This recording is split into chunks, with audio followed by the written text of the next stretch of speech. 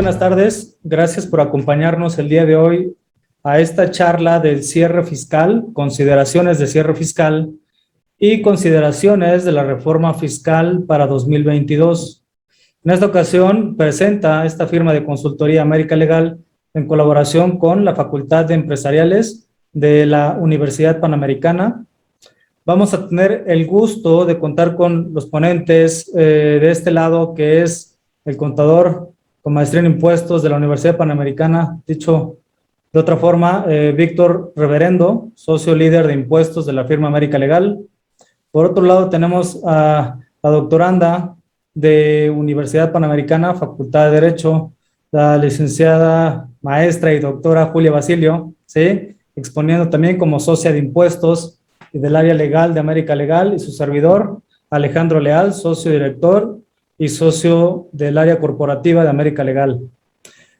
Vamos a dar inicio a la presentación. Esta es una charla que tiene como finalidad orientar en la práctica lo que acontece dentro del sector empresarial para personas morales y personas físicas con dicha actividad.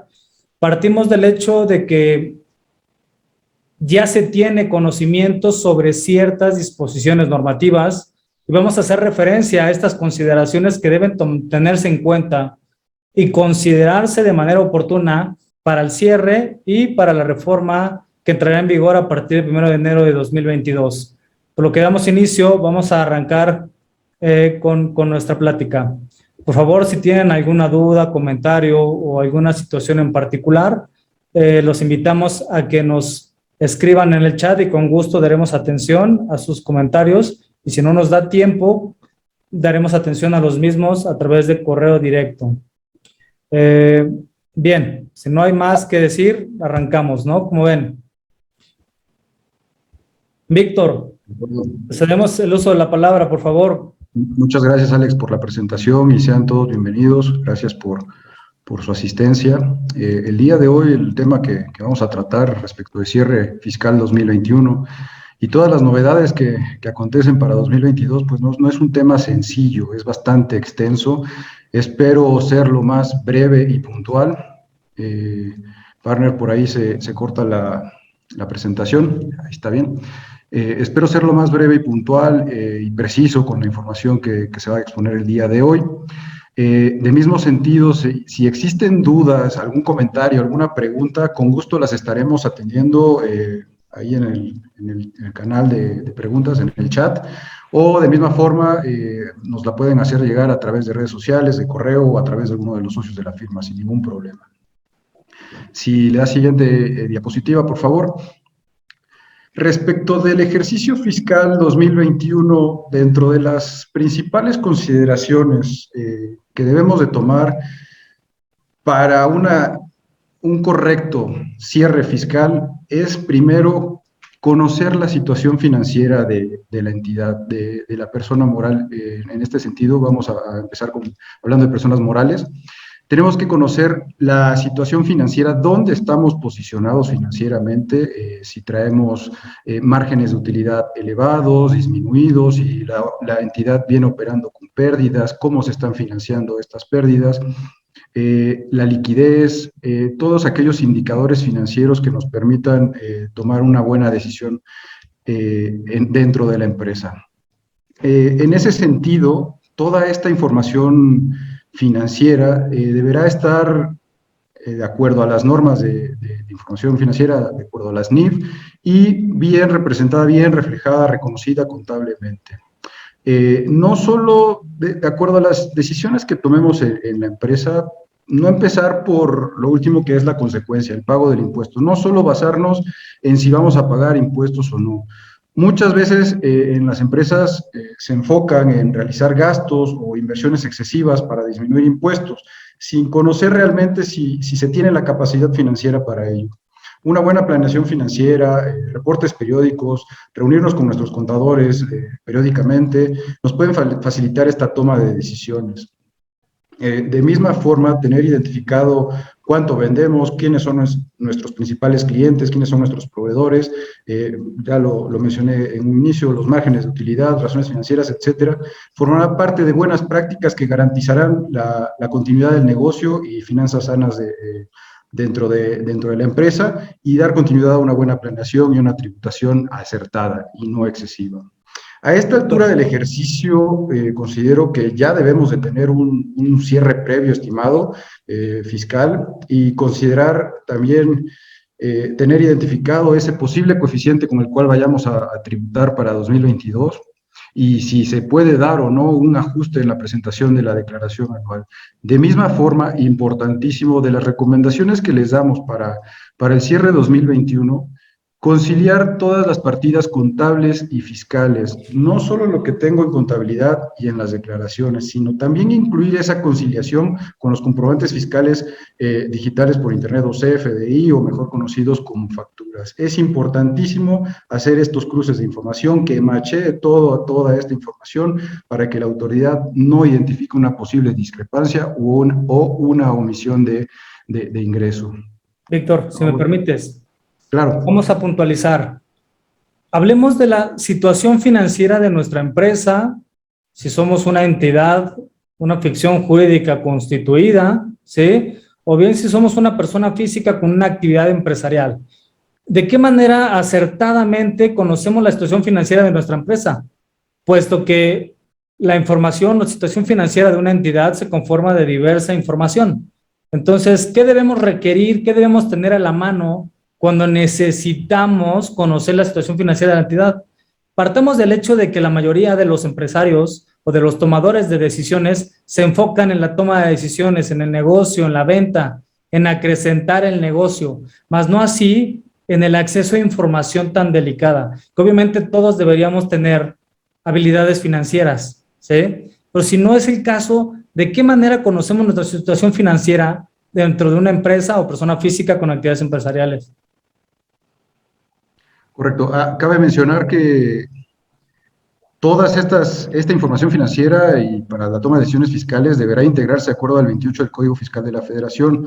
No solamente registros contables, contar con factura, contar con un contrato, sino también con todas aquellas hojas de trabajo, pólizas contables, evidencia suficiente que demuestre que se realizaron dichas erogaciones, que exista materialidad en estas operaciones. Para evitar temas de simulación y pues que las decisiones que se tomen sean lo más correctas posibles. En ese sentido, como lo mencionabas, estimado, sí debemos de contar al día puntualmente con esta información financiera. La autoridad está, lo mencionábamos al inicio de la sesión, con una atención inmediata a las inconsistencias que tengan los contribuyentes. Entonces, identificarlo. Otra de las oportunidades que tenemos al contar con esta información financiera al día, es el tema del coeficiente de utilidad. Identificar cuánto vamos a estar pagando de pagos provisionales para el próximo ejercicio. Esto si no cambiamos al nuevo régimen que más adelante vamos a estar platicando. De misma forma, debemos de identificar en esta información financiera todas aquellas partidas o aquellas erogaciones que se consideren como no deducibles para el contribuyente. En ese sentido, no porque la empresa venga operando con una pérdida financiera o en nuestro estado de resultados se represente una pérdida financiera, quiera decir que fiscalmente traigamos una pérdida fiscal. En la mayoría de las ocasiones, en muchas ocasiones, se dan los casos de que la empresa trae pérdidas y fiscalmente trae utilidades. ¿Por qué? Porque trae erogaciones no deducibles o traen el efecto del ajuste anual por inflación acumulable. Todos estos términos que menciono, lo recomendable, es revisarlo, platicarlo con su contador, con su asesor fiscal y ver en dónde están parados en ese sentido. Igual si vendrá un ajuste en la declaración anual que se presentará el próximo año. Y mayor precisión a todas aquellas operaciones no deducibles o gastos no deducibles que hayan sido realizados a través de socios accionistas o partes relacionadas de la persona moral, en el sentido de que éstas pueden configurar un dividendo ficto. Este concepto de dividendo ficto, pues es prácticamente una simulación que presume la autoridad y que nos puede llevar a una carga tributaria excesiva, incosteable tal vez para la empresa. Mucho cuidado con estos gastos no deducibles.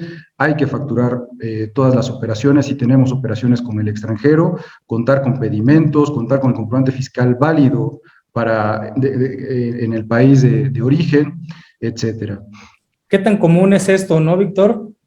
Bastante, bastante y muy desconocido para los socios accionistas. Muchas veces ni se menciona en las asambleas, en las juntas con los consejos de administración, y luego a la presentación de la declaración anual, cuando se le presenta a los socios el impuesto a pagar, dicen, pero ¿cómo? No se observó. Estamos en muy buen momento para observar estos puntos, y por ahí se nos pierden en contabilidad, no los tenemos identificados, o sea, se van junto con una partida de cuentas, y resulta que dichos movimientos, dichas erogaciones que se ven reflejadas en estados de cuenta, pues no cuentan con un comprobante fiscal, ¿no? Básico. Recordemos que pues también obligatorio, contabilidad electrónica, pues ahí estamos reportando todo, ¿no? Y un posible requerimiento de la autoridad, pues tendrá que ir relacionado el XML. Si estamos haciendo caso omiso de adjuntar a las pólizas contables el XML, bueno, el día que nos llegue un requerimiento, pues tal vez no nos alcance el tiempo, ¿no? Es correcto. Digo, en la práctica lo que acontece y que observamos todo el tiempo es que pues, los socios en estricto sentido se dedican a combinar lo que son las finanzas personales con las finanzas de las empresas, ¿sí? Debido a una mala asesoría o una falta de conocimiento específico, y empiezan a tener erogaciones que son no deducibles para la entidad, ¿no? Partiendo de una persona moral, ¿no? O no relacionado, o que no es un gasto estrictamente relacionado con la operación. Luego entonces tenemos la contingencia de no deducible que puede caer, ¿sí? En un dividendo ficto, ¿sí? Determinado por autoridad correspondiente, ¿no? Entonces, habrá que tener muchísimo cuidado con la forma en cómo los socios están retribuyendo, ¿sí? A través de gastos no deducibles, ejercitados, digamos, con cuentas de débito, pagos con débito, con tarjetas de crédito corporativas, que al final recaen en un solo sujeto beneficiario, ¿sí? El socio. Sí. Esa caja chica que luego existe exclusivamente para los socios, pues controlarla, ¿no? Tiene que haber una justificación por la cual pueda ser utilizada, y de acuerdo a las actividades de la persona moral, también las erogaciones que se realicen tendrán que ir de acuerdo al objeto social. Esos viajes a Cancún, Miami, pues deberán de tener una justificación en ese sentido, ¿no? Y bueno, estamos en muy buen momento para hacer las correcciones necesarias, tener un buen cierre fiscal 2021 en ese sentido, ¿no?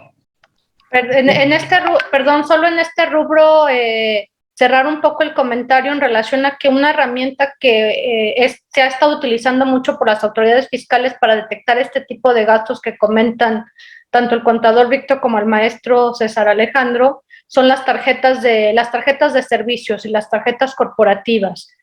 Con base en los cruces de información que tiene el Servicio de Administración Tributaria, este tipo de instrumentos están siendo un elemento que está utilizando el Servicio de Administración Tributaria para precisamente detectar muchos de estos gastos que en estricto sentido no serían deducibles. Entonces, únicamente cerrando el comentario, por lo cual los que sí sean deducibles tendrán que estar debidamente soportados en la contabilidad para en dado caso poder desvirtuarle a la autoridad las observaciones que pudiera hacer por este instrumento en particular o cualquier otro, pero solamente destacar que este elemento está siendo muy utilizado hoy por el Servicio de Administración Tributaria.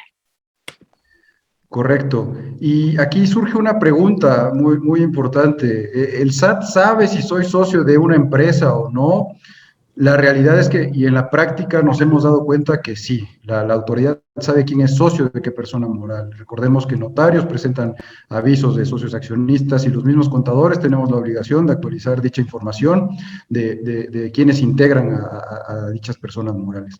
Entonces, todas estas partes relacionadas, tenerlas bien identificadas, operaciones con partes relacionadas, identificarlas contablemente para que a la presentación de nuestra declaración anual no haya ahí una omisión y las podamos declarar. Recordemos Recordemos que para 2021 estamos obligados a identificar las partes relacionadas, y informarlas en la declaración anual que se presenta en el 2022. Esto va a cambiar para el siguiente ejercicio. Habrá una declaración informativa anexa a la declaración anual que se tendrá que presentar en el mes de mayo, en la cual se informarán todas las operaciones con partes relacionadas. Hasta este ejercicio se podrán presentar en la declaración anual del ejercicio. Si ustedes han tenido la oportunidad de ver una declaración anual de personas morales, vienen dos columnas, una que menciona operaciones con partes relacionadas y otra que menciona operaciones con partes no relacionadas. No es malo presentarlo como parte relacionada, simplemente que estas operaciones con partes relacionadas estén a valores de mercado, que haya un precio también comparable en el mercado del precio que nosotros estamos pactando entre partes relacionadas. Recomendable hacer también los estudios de precios de transferencia, en caso de que la autoridad nos eche abajo una deducción, nosotros también poder tener esa justificación de que se encuentra a precios de mercado. Temas de pérdidas fiscales, todas aquellas personas morales que se pronuncien con pérdidas fiscales o que tengan pérdidas fiscales pendientes de amortizar, ojo, la autoridad está haciendo cuestionamientos respecto de cómo se están financiando estas pérdidas fiscales y tal vez sí tengamos la materialidad, pero están brincando a los socios accionistas, mismo representante legal o demás integrantes que participen en el control de la empresa. ¿Cómo se están financiando estas pérdidas? Entonces, si el socio accionista no cuenta con la capacidad financiera declarada para hacer estos préstamos, para hacer estas aportaciones al capital, hay un tema de discrepancia, un nivel de contingencia alto y que habrá que procurar y tomar medidas en estos asuntos, ¿no? Puede configurar un tema de omisión, de multas, actualizaciones y recargos, etcétera. Mucha precisión, por favor, con estas pérdidas fiscales. En caso de que sí las tengan, documentenlas, amplíen sus expedientes contables y denle ahora sí que toda esta razón de negocios, principalmente. Otro de los puntos que... adelante, Alejandro. Es que hay que tener, o sea, ¿qué consideración significa esto? Si estamos realizando el cierre, normalmente que arrancan en el último trimestre del ejercicio y empezamos a hacer la conciliación de la situación financiera, identificamos las partidas no deducibles para tomar medidas, ¿sí?, de mitigación o de atención de contingencias, las operaciones con partes relacionadas tienen tiempo atrás siendo un foco de atención de las autoridades. Para el siguiente ejercicio toman especial relevancia, pero para el caso de pérdidas, mucho cuidado, porque también podemos caer en el escenario de alguna configuración de defraudación fiscal. Recuerden ustedes que son elementos muy, muy controlados y no porque estuvimos en una situación de contingencia, podemos adoptar estrategias que yo no llamaría estrategias, sino más bien acciones o actos jurídicos relacionados con la operación de la entidad, ¿sí?, que posiblemente no esté a la par del artículo 5A del Código Fiscal y que puedan presentarnos una contingencia para poder fusionar, escindir, ¿sí?, reestructurar una empresa generando pérdidas fiscales. La razón de negocio es un elemento prioritario, ¿sí? Y obviamente todo 2021 nosotros a través de las buenas prácticas corporativas hemos tratado de influir tanto en las buenas prácticas motivando la razón de negocio, la justificación jurídica, contable y financiera que motiva la toma de decisiones, ¿sí? Correcto, y también parece ilógico también parece ilógico para la autoridad que estas entidades más de 3 años operen con pérdidas. Es como que a quién le gusta estar tirando su dinero durante 3 años y no tener un plan de acción. Digo, sí, la autoridad ya no se la cree. Está, ¿no? No, financieramente pues tampoco hay una razón, ¿no? Digo, sí. A nosotros, yo creo que a nadie en esta sala nos gusta tirar el dinero. Para la autoridad tampoco es algo lógico, entonces habrá que precisar ese término. De misma forma, todas aquellas remuneraciones que se tengan para los socios, digo, la finalidad de constituir una persona moral, una entidad jurídica, pues es también generar utilidades, beneficios para los socios, ¿no? En ese sentido, ¿cómo los vamos a remunerar? Si a nuestros socios los estamos remunerando a través de un sueldo, si participan en la operación o en la actividad de la empresa, bueno, esto tendrá que estar sentado en las actas de asamblea.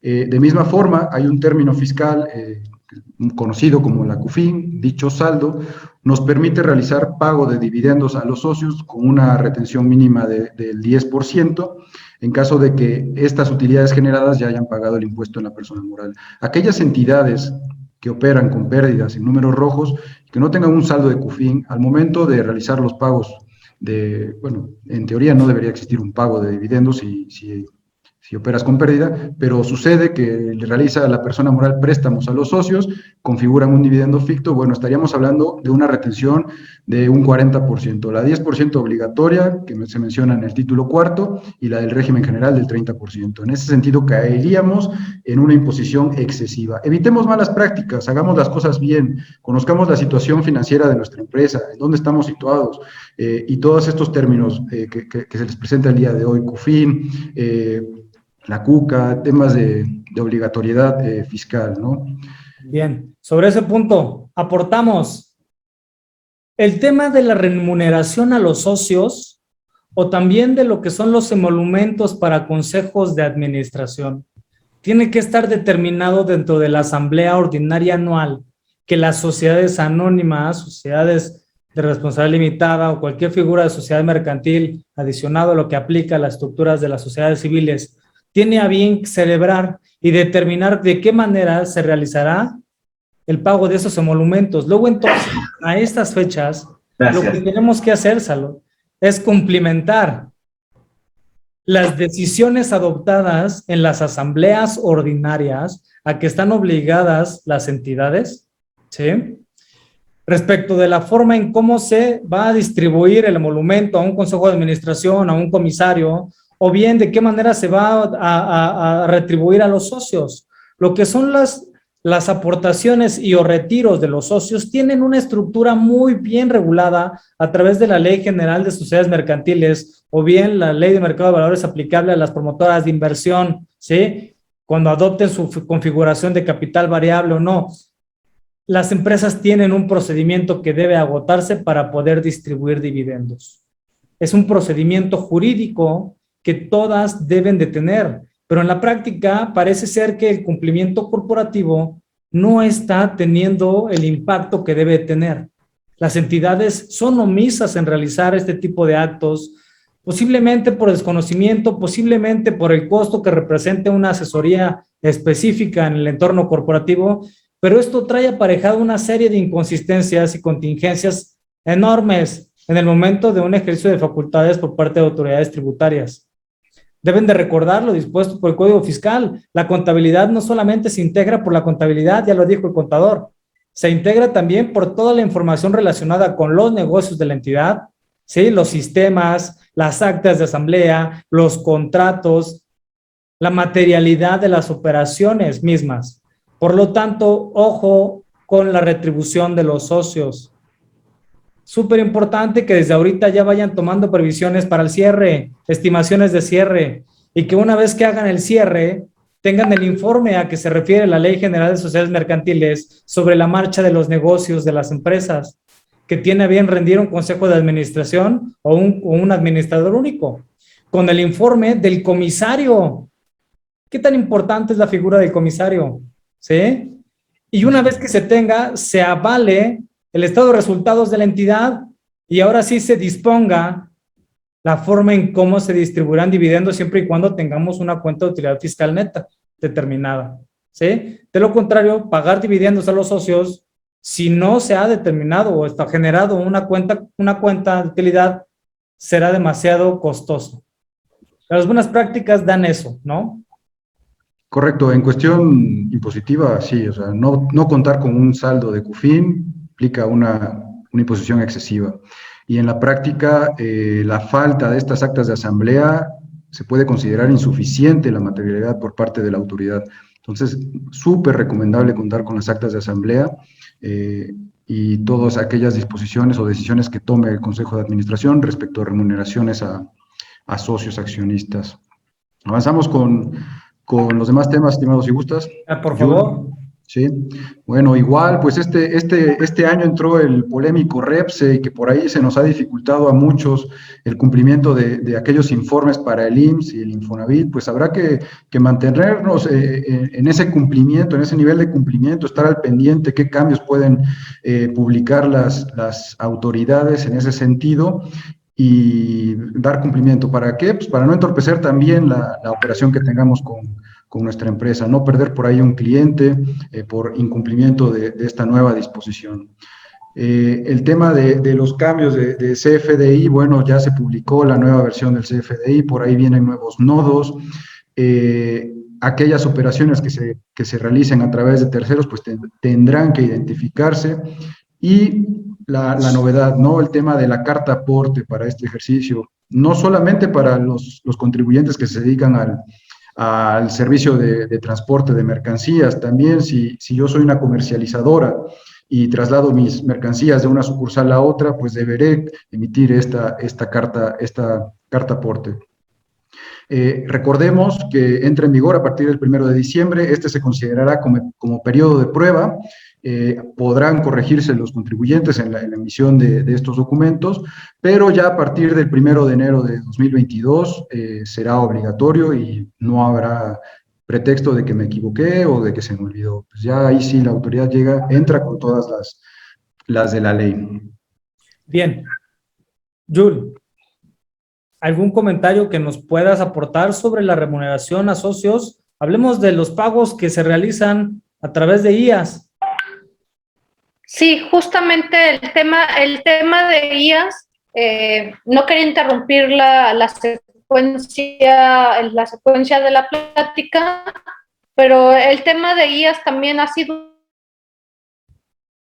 porque es una práctica muy habitual que los socios y accionistas se retribuyan mediante ingresos asimilados a salarios, lo cual para la autoridad ha sido considerado como una de las prácticas que da lugar a operaciones inexistentes o bien relativo a la compraventa de facturas. Entonces, es un tema que está mucho en una línea gris, porque si bien el régimen de asimilados a salarios es un régimen legal, válido y perfectamente establecido, reconocido en la ley del impuesto sobre la renta, en la cual no hay una relación de suprasubordinación, sino que estamos hablando de profesionistas que realizan un trabajo, una entrega, y su trabajo se encuentra delimitado a esto, y así lo reconoce la ley del impuesto sobre la renta. La autoridad, tratándose de IAS, en la mayoría de los casos los observa, los rechaza, y esto da lugar al procedimiento de verificación por IAS, que lo tiene muy normado la autoridad fiscal, que puede iniciar desde un exhorto al contribuyente invitándolo a que regularice su situación fiscal. Esto es ya considerando que la autoridad fiscal está desconociendo que los IAS efectivamente sean IAS. Este exhorto puede ser atendido por el contribuyente o no. También entran ahí muchas de las nuevas figuras que han estado haciendo mucho ruido en el ámbito fiscal, que a veces la autoridad fiscal ni siquiera quiere que los contribuyentes vayan asesorados por sus abogados o sus contadores. Esto es en un exhorto. Si no se atiende el exhorto, también puede haber se puede iniciar una compulsa, un requerimiento de información en el 42, conforme al 42A, artículo que cabe destacar que ha sido declarado inconstitucional ya hace muchos años por la Suprema Corte de Justicia, en la que se solicita al contribuyente que acredite básicamente todo su perfil, su trayectoria, su currículum, los títulos, las habilidades técnicas reconocidas que tiene para ello, elementos de la prestación de servicios como nuevamente el tema de materialidad, bitácoras, entradas, salidas. Entonces esto se vuelve muy observado por la autoridad y posteriormente puede darse, hay compulsas y posteriormente el inicio de facultades de comprobación. Todo esto, ¿hacia dónde va el comentario? A que si bien los IAS están perfectamente regulados en la legislación fiscal, también se analice que no se caiga en un abuso de estos esquemas y que efectivamente se utilicen solo cuando proceda. Y un poco aquí en el tema de IAS también lo ligo al REPSE para hacer esto un poco más ágil. También una recomendación cuando se trate de la contratación de personal. Hoy por hoy, recomendación este tipo de servicios les exhiban el REPSE. Que exhiban el REPSE, también comentario, hay que revisar, hay que hacer un checklist, una bitácora, de que todas las empresas que presten outsourcing, verificar que no haya identidad de teléfonos, de domicilios, con otro tipo de personas morales, porque esto también nos lleva mucho a que sean desconocidas por las autoridades fiscales bajo el régimen de suponer que se trata de facturas que amparan operaciones inexistentes. La validación en el tema de CFDIs, bueno, pues la autoridad, como bien sabemos, está explotando al máximo las bases de datos y contando con los CFDIs, entonces cada día quiere tener una mayor trazabilidad y control de todas las operaciones. Perdón, aquí hay un comentario de qué significa IAS. IAS significa impuestos asimilados a salarios. Me regreso un poco a los FDIs. La autoridad quiere cada día tener bases de datos más integrales y confiables, donde tenga la trazabilidad absoluta de cada operación. ¿Esto para qué? Pues para, desde luego, fortalecer el ejercicio de facultades de comprobación vía electrónica. Donde cada día se vuelve más complicado encontrar elementos para desvirtuar ciertas presunciones. Sin embargo, pues no es un pedimento absoluto. Y bueno, nada más en el tema de validación de actos jurídicos me permitiría adelantar el comentario, aprovechando el uso de la voz, que nuevamente tenemos aquí el tema fundamental de materialidad, fecha cierta. Es algo que también ya viene de mucho tiempo atrás, que causa hay muchos argumentos a favor, en contra y muchas posiciones de defensa, pero hoy por hoy sabemos que prácticamente cualquier acto que vaya a tener una repercusión fiscal es muy importante contar con la fecha cierta. Podemos estar de acuerdo o no, pero bueno, insisto, es una facultad, es una actividad que el SAT ya viene ejerciendo desde muchos años atrás, desconociendo cualquier acto que no cuente con fecha cierta. Entonces, también como recomendación, verificar puntualmente el tema de la fecha cierta.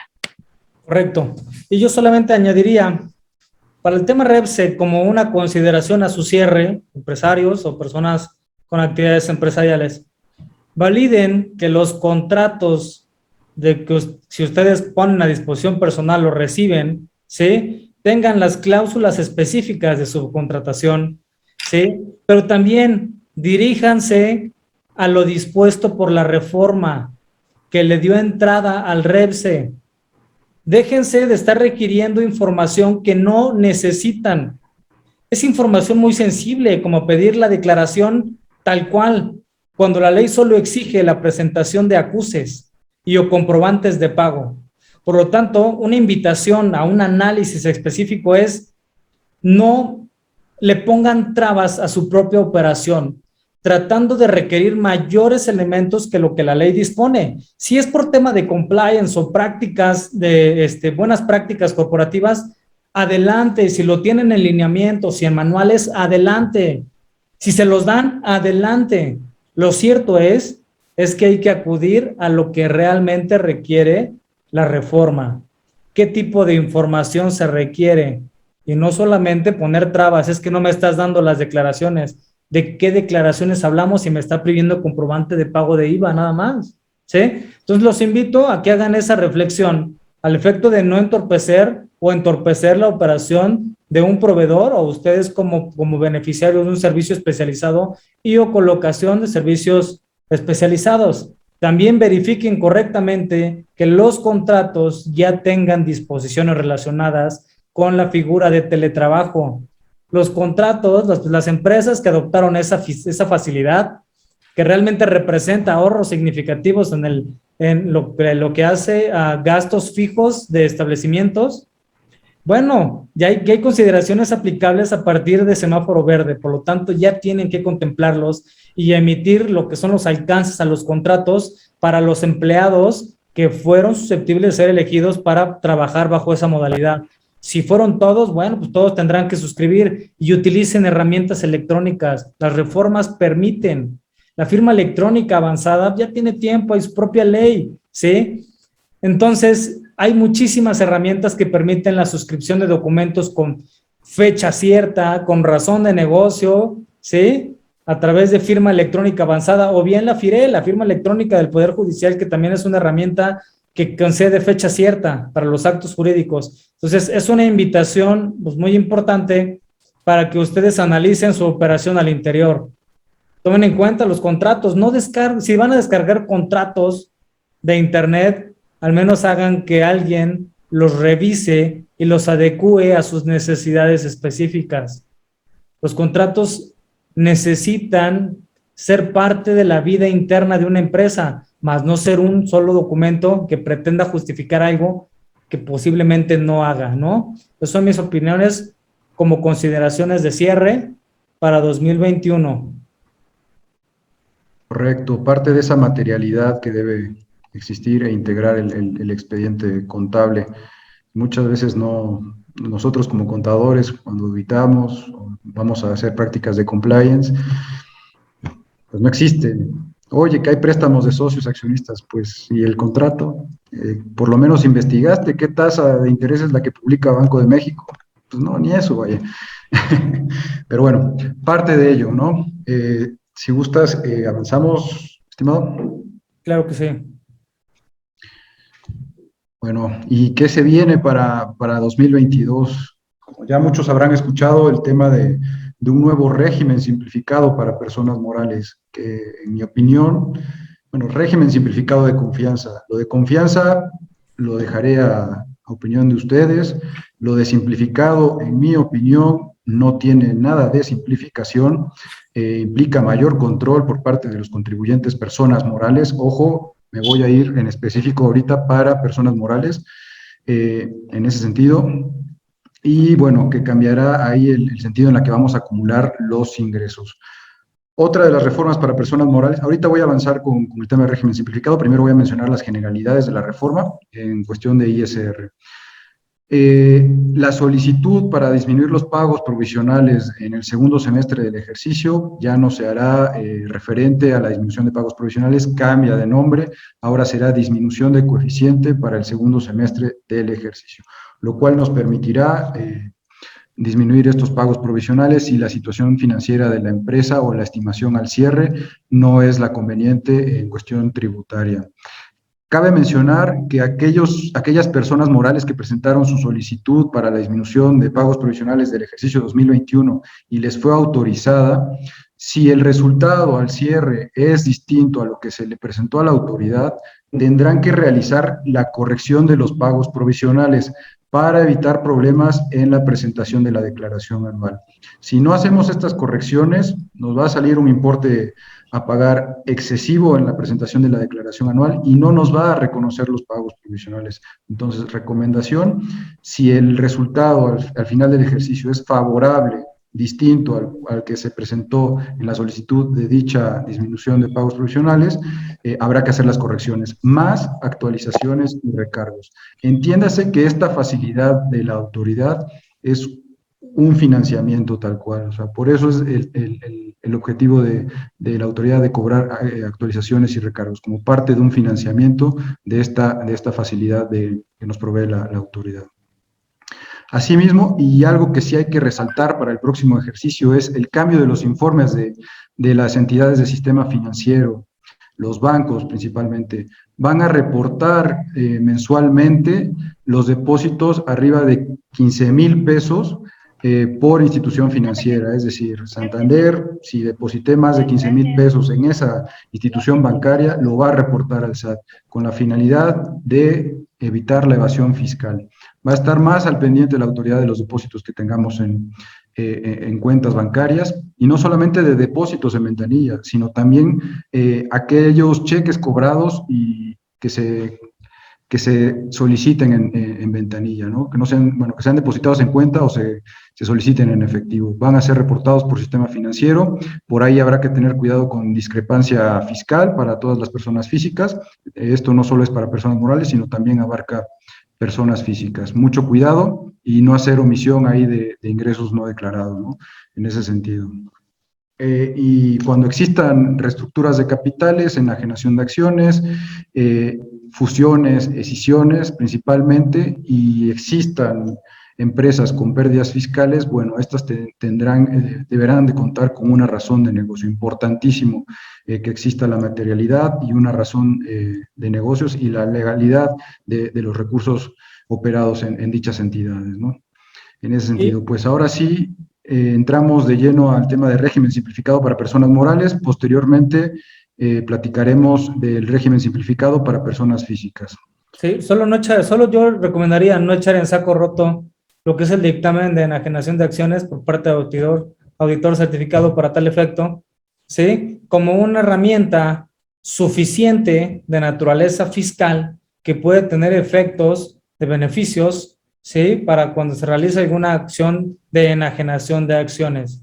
No lo dejen en saco roto, no, la verdad es que ¿cuántas veces no nos hemos encontrado el hecho de que hay actas de asamblea donde enajenan acciones, informan a los consejos de administración y después empiezan a batallar de quién retiene a quién, cómo se entera la retención, ¿sí? Cuando al final eso se puede omitir, y más cuando hablamos de una evaluación de una entidad, ¿sí? O una reevaluación de lo que son las acciones de las entidades para efecto de fijar un costo y o colocación de primas. Entonces, mucha atención, busquen asesoría que les permita tener buenas prácticas en el contexto de decisiones, fusiones, reestructuración de negocios y o enajenación de acciones, por favor. Listo. Correcto, y también adicionar la obligatoriedad del dictamen fiscal para contribuyentes personas morales cuyos ingresos acumulables asciendan a 1.600 millones de pesos en el ejercicio inmediato anterior, o aquellas personas morales que coticen en bolsa, el dictamen fiscal será obligatorio. De misma forma, la informativa de partes relacionadas se deberá de presentar en el mes de mayo del ejercicio inmediato siguiente al ejercicio que se tenga que reportar, y pues también ya se incluye la presentación de la master file y la información de país por país para aquellos grupos de empresas internacionales, ¿no? Principalmente se reporta la estructura organizacional, las actividades, activos, la imposición que tienen estas entidades. Son formularios un poquito complejos, pero que pues estamos obligados a presentar, digo, en caso de estas personas morales que tengan ingresos arriba de 1.600 millones de pesos en el ejercicio inmediato anterior. Solo, perdón, en esta parte de partes relacionadas también hacer el comentario de que así como la autoridad fiscal está electrónica que tiene, también uno de los targets fundamentales hoy por hoy en materia de fiscalización son las operaciones con partes relacionadas. Entonces, con base a los principios BEPS, que son los principios para evitar la erosión de la base, dictados por la Organización para la Cooperación de Desarrollo Económico, la OCDE, la autoridad quiere tener mayores elementos y estos elementos los está utilizando a fin de fiscalizar las operaciones con partes relacionadas. ¿Por qué? Porque, bueno, tienen la presunción de que en este tipo de esquemas está habiendo un mal uso quizá de las operaciones, con lo cual podemos estar o no de acuerdo, y desde luego no es en todos los casos, pero lo cierto es que la información de las operaciones con partes relacionadas es un elemento también fundamental hoy por hoy, y más conforme a la reforma fiscal de 2022, para el ejercicio de facultades de comprobación de estas operaciones. Entonces es importante tenerlas bien respaldadas, bien sustentadas, el estudio de precios de transferencia y tener al día el cumplimiento de obligaciones al respecto. Correcto, si no se informan, digo, fácilmente con todas las de la ley, la autoridad nos puede echar abajo la deducción. Así de fácil, ¿no? Esto impacta fiscalmente nuestro resultado y habrá que pagar las diferencias correspondientes de ISR. Sí, el uso de herramientas tecnológicas, el Data Analytics, Big Data, etc., que implementa el SAT a través de la información tecnológica, ¿no? Los CFDIs, lo que son la contabilidad electrónica, esos cruces junto con instituciones financieras va a permitir y va a dar lugar a la identificación de operaciones no declaradas, ¿sí? Pues mucho ojo con la tributación internacional. Vienen reformas para la aplicación de los convenios de doble imposición, ¿sí? Se tendrá que acreditar la residencia o el establecimiento en el país de donde se pretenda aplicar el beneficio. Y yo sé que aquí hay entidades quienes realizan operaciones en el extranjero. Entonces, mucho cuidado con eso por el elemento de acreditamiento también. Correcto. Ahora sí, régimen simplificado de confianza para personas morales. ¿Quiénes van a estar obligados a tributar en este régimen? Bueno, ahora sí que para las personas morales va a ser obligatorio, no nos da esa opción como para personas físicas. En personas morales, todas aquellas personas morales residentes en México y constituidas únicamente por personas físicas son las que entrarán en este nuevo régimen. Repito, es obligatorio para personas morales residentes en México y que sus socios sean únicamente personas físicas. De misma forma, otro de los criterios es cuyos ingresos acumulables no excedan de 35 millones de pesos. O la estimación, si son personas morales de reciente creación, la estimación que se realice, estos ingresos no superen dicha cantidad. Si uno de los socios o integrantes de estas personas morales participan en otra sociedad, no caeremos en este nuevo régimen simplificado de confianza. Simplificado tiene poco, implica mayor control, tema de comprobantes fiscales, ya que aquí cambia principalmente la forma en la que se realizan los pagos provisionales del ejercicio. Ya no habrá un coeficiente de utilidad, el cual se determina respecto del ejercicio inmediato anterior, sino que ahora vamos a acumular los ingresos efectivamente cobrados en el periodo, durante el mes, y vamos a considerar también los gastos deducibles efectivamente pagados durante el mes. En ese sentido, determinaremos una base gravable, el más menos, ingresos acumulables, menos deducciones autorizadas, nos dará nuestra base gravable, podremos disminuir la PTU correspondiente y se le aplicará la tasa del 30%. Para personas morales no disminuye la tasa en este régimen, cabe recordar, se mantiene esta misma tasa del 30%. Y bueno, aquí habrá que hacer el análisis en cada caso del contribuyente, si nos conviene o no. Digo, principalmente ver que nuestros socios no participen en otras sociedades y ver si caemos en el nuevo régimen, ¿no? Ya si nos conviene o no, en nuestra opinión, bueno, mi opinión principalmente es si nosotros cobramos ingresos o tenemos ingresos que se cobran a un plazo mayor a 30 días, bueno, en ese sentido sí me conviene estar en este nuevo régimen, ya que pues me beneficia en la liquidez de la empresa, ¿no? Tan pronto cobre yo un ingreso, podré pagar el impuesto. Pero si soy una entidad que acumulo los ingresos por flujo de efectivo o los efectivamente cobrados, pues muy probablemente no me convenga, ya que no voy a poder provisionar aquellas erogaciones a largo plazo, ¿no? Mayores a 30 días. Entonces, habrá que hacer el análisis en cada caso de los contribuyentes. Así es.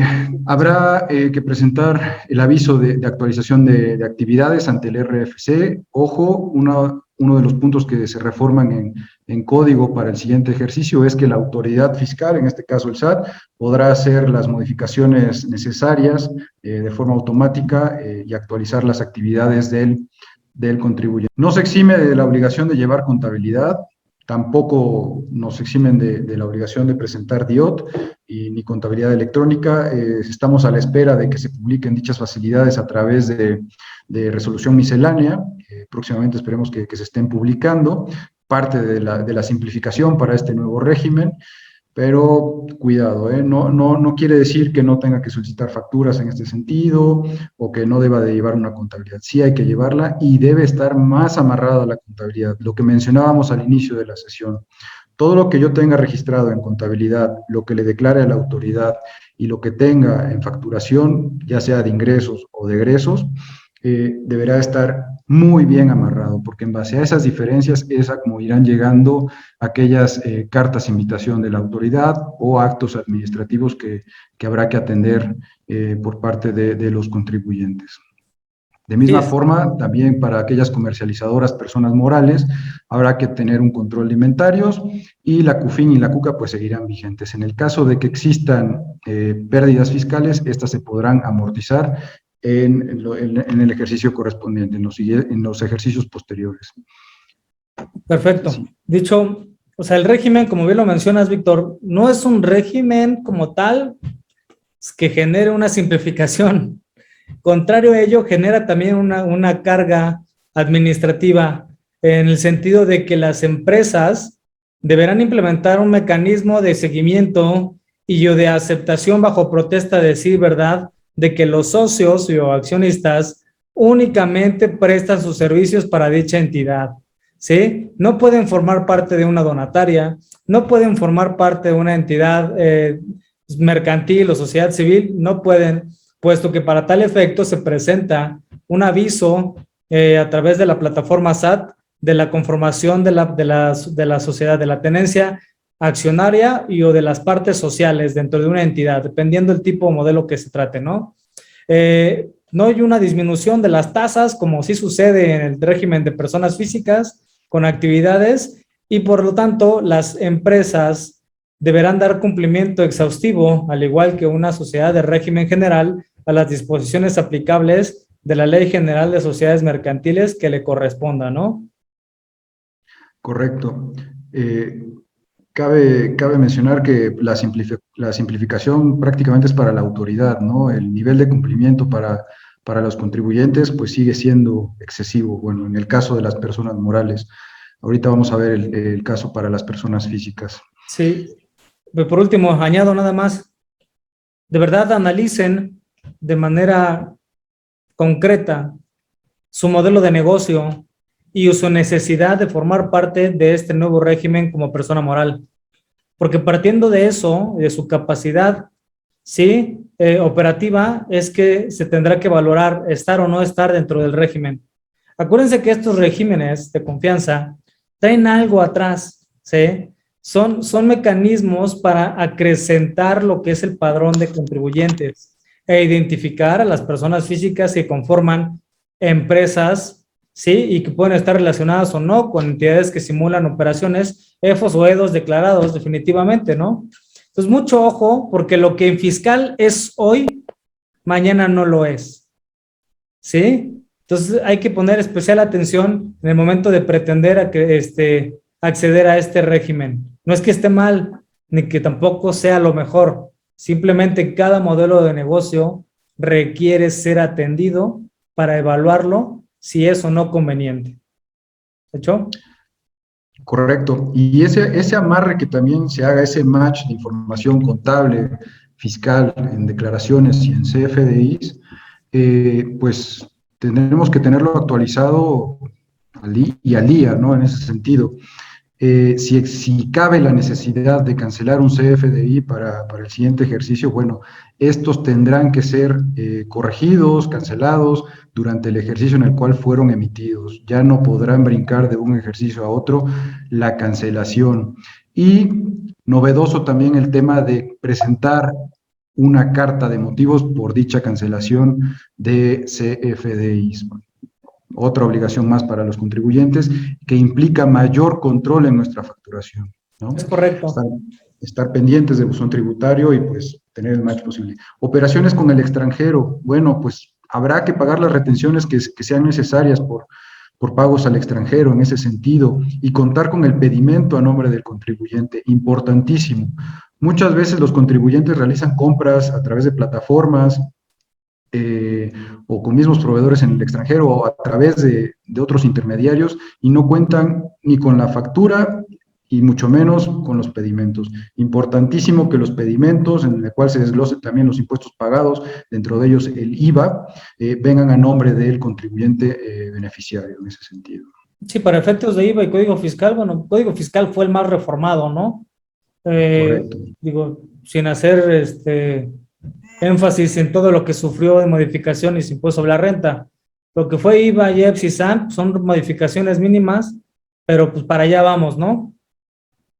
Correcto. Arrancamos con el siguiente presentación. Yul, ¿algún comentario sobre el régimen? Tienes apagado tu micrófono, estimada. Perfecto. En relación a este tema, bueno, el régimen de simplificado del régimen de confianza para personas morales y para personas físicas, como bien lo señalas, bueno, la intención es ampliar la base de contribuyentes pero principalmente el que la autoridad fiscal tenga información al respecto, ¿no? También, bueno, ya lo vamos a comentar en la parte de código y un poco también en la parte de extranjeros, solo precisar también un tema importante y que va a impactar mucho a las personas físicas que realizan actividades en el extranjero en materia de doble tributación, es esta prelación en el acreditamiento del impuesto pagado en el extranjero, ¿no? También es un elemento muy cuestionado de que a final del día nos puede llevar a que sí, efectivamente, y no obstante la existencia de tratados de doble tributación, bueno, el hecho de que primero se tenga que agotar un impuesto antes de poder acreditar el pagado en el extranjero, pues bueno, de facto nos lleva a la existencia de una doble tributación. Entonces volvemos a lo mismo, la autoridad está cerrando las puertas o las facilidades, los mecanismos que había para diferir el pago de impuestos buscando una mayor recaudación. Un tema que también impacta fuertemente a maquiladoras y lo que se busca es el aumentar la recaudación. Es correcto lo que mencionas, Yul. Justo reporte de la Secretaría de Hacienda con corte al 30 de septiembre de este año, menciona un aumento en la recaudación por ISR del 0.3%. No se cumple el objetivo para la autoridad respecto de este ejercicio, ¿no? Va muy atrás a lo estimado. Estimaban aumentar la recaudación a través de ISR arriba de un 1%. Los reportes informan que va en un 0.3%, es muy bajo, y pues ahí se viene con todo a través de este régimen simplificado para personas morales. Ya se verá para régimen simplificado de personas físicas en ese sentido. Caso contrario, para IVA, ahí sí aumenta un 13% la recaudación, digamos, es la vaca lechera de la autoridad, el tema de IVA, por eso tanta reforma en aduana, en comercio exterior, y todo este control a través de los pedimentos. Ahora sí, si gustan, avanzamos con un régimen simplificado para personas físicas. ¿Quiénes podrán optar? Aquí sí va a ser opcional para las personas físicas. ¿Quiénes sí podrán obtener estos beneficios? Digo, sí hay un beneficio real, hay una disminución en tasas, una disminución en la carga administrativa, tal vez sí. ¿Quiénes podrán optar en este régimen? Bueno, pues principalmente aquellos contribuyentes, personas físicas, cuyos ingresos anuales no excedan de 3.5 millones de pesos. ¿Qué actividades pueden estar consideradas o qué actividades pueden entrar en este nuevo régimen? Actividades empresariales y servicios profesionales, plataformas digitales, los agapes, personas físicas y arrendamiento. Para todos aquellos contribuyentes que estaban en el RIF y que se inscribieron hasta antes del 31 de agosto del 2021, podrán seguir tributando en este régimen de incorporación fiscal hasta que agoten dichas facilidades, o también podrán cambiar al nuevo régimen. Aquellos contribuyentes que durante septiembre, octubre o lo que reste del año se incorporen al régimen de incorporación fiscal, bueno, pues tendrán que pasar al nuevo régimen simplificado de confianza. ¿Por qué lo menciono este tema del RIF?